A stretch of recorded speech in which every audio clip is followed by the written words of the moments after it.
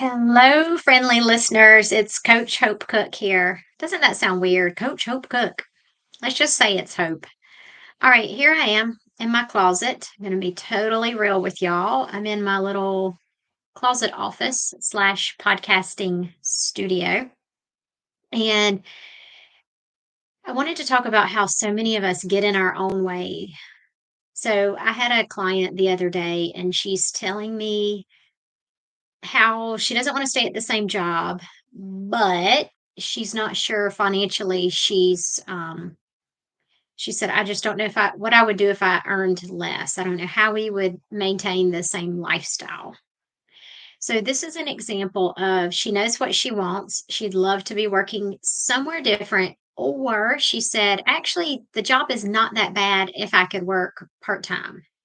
And I hear this a lot from people who are burned out, especially moms who are working full time and doing the whole family thing. And we're just killing ourselves, but we won't give anything up, or we're afraid to say what we really want. So I asked her, "Have you talked to the owner, the manager, anybody about this part-time idea?" "No, I can't because I would make less." Well, have you thought about, we brainstormed, what if you worked 3 10-hour days? What if you were able to work from home a little bit? What if you were able to see more clients or more patients or do more work in, like, do it more efficiently? Take no, don't take a lunch, or take a 15-minute lunch or something like that. And she had made up her mind that change was not possible for her.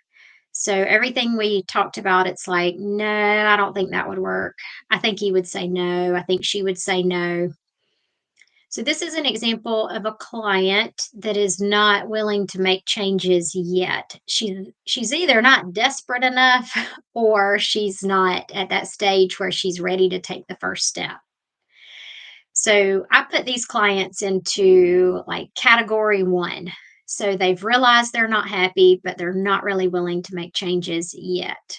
They're just at that stage where all the feelings are starting to brew. They're starting to notice the unhappiness. Maybe their spouse is commenting on, like, what's wrong with you? Why are you always in such a pickle? I mean, not a pickle. Why are you always in such a bad mood? Um, then there are the clients who wish things were different, but they're doing the blame game. So their kids are too little. Their spouse won't let them do whatever it is, go after their new thing or travel the world, or but they blame everybody but themselves. And if they just think, if he would change, if she would change, then I could do X, Y, or Z. So those are the blamers. Then there are the people who are the one dayers. One day when my kids are grown, I'll do this. One day when I pay off my mortgage, I'll do this. One day when I finish paying for school, I'll do this. So they're also not really ready for change. I guess that's a form of the blame game because they're blaming their circumstances, their money issues, their age, their life circumstances. They're blaming that on the reason they're not moving forward. If you How to know that you're in any of these categories would be if you're using words like should. I should do this. Like, I know I should write a book, but I just don't have time. If you're using words like can't, if you're saying wish, I wish this were different, but, so a wish and a but means I won't do it. I'm not willing to do it. It's not bad enough yet. So if you're in this category, I don't know that you are ready for life coaching yet, because it sounds, when I talk to a client like this, I do complimentary discovery calls, but I can usually tell within 10 minutes if they're going to sign up for life coaching, because the ones who sign up are the ones who are excited about change. Like, they've already felt it in their body. It's like when fall is in the air, it's like change is in the air in their body.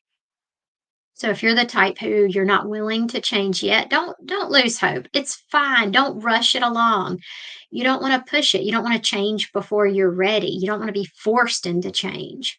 And there are situations that force you to change. You know, your spouse leaves you, or your boss lays you off, or your kid has a medical emergency. So, all those things will shove you towards change.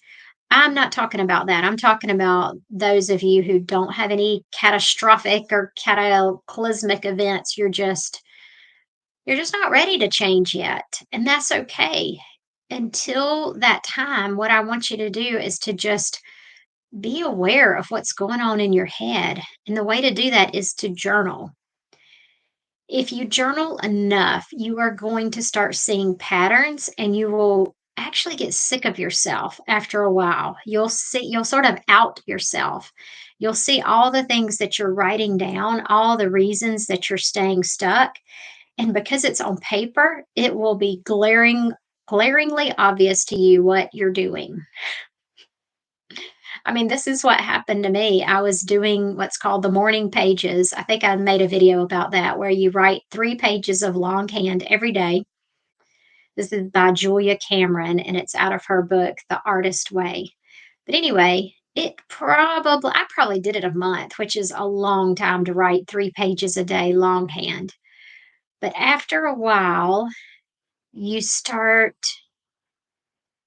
like I said, you get sick of yourself. You see what you're writing over and over, and you're like, all right, do something already. It's like you're reading a book, and the main character is just repeating herself over and over. And you just kind of get tired of reading it. And you're like, all right, what can she do about it? And then you may spend a few more weeks or months writing, well, I can't do this, or I would like to do this, but I can't. So you'll write that for a while, and then you get to the point where you're like, what if?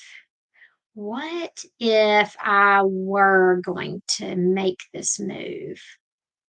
And it's like you take that first step, and the universe shows up for you. Things start happening. You will run into somebody who has an amazing opportunity, or you'll meet somebody who's doing what you want to do, and they're the perfect mentor for you. So, my advice is hang in there. If you're in that first stage, just notice, just be aware, meditate, y'all. If you're not meditating by now, start doing it. Download a free app, Insight Timer, calm.com. And by sitting and watching your thoughts, you are going to learn more about yourself than you could in a year of therapy. I promise. Just watch those thoughts. See what is going on up here, because your thoughts are driving what's going on in your body. And this is driving your actions. So write, journal, meditate, get in your body in other ways by doing yoga or physical activity. I mean, even walking, like that's a good one without headphones, like without music. Just walk, and it will just be you and your thoughts, and you can watch your thoughts.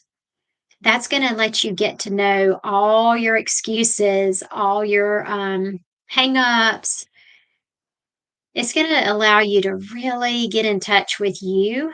And then you can start the next stage, which is hire me, hire a life coach, and let's start moving you forward. I mean, don't you get tired of where you are sometimes and you're like, I really want to adjust my path. I want to, I'm going this way. It's not terrible, but I'd really like to pivot a little bit, but you just can't figure out how to do it. You're willing to do it, you just don't know how. And that's where I come in. So schedule a complimentary discovery call. You can do that at coachhopecook.com. All right, see y'all soon.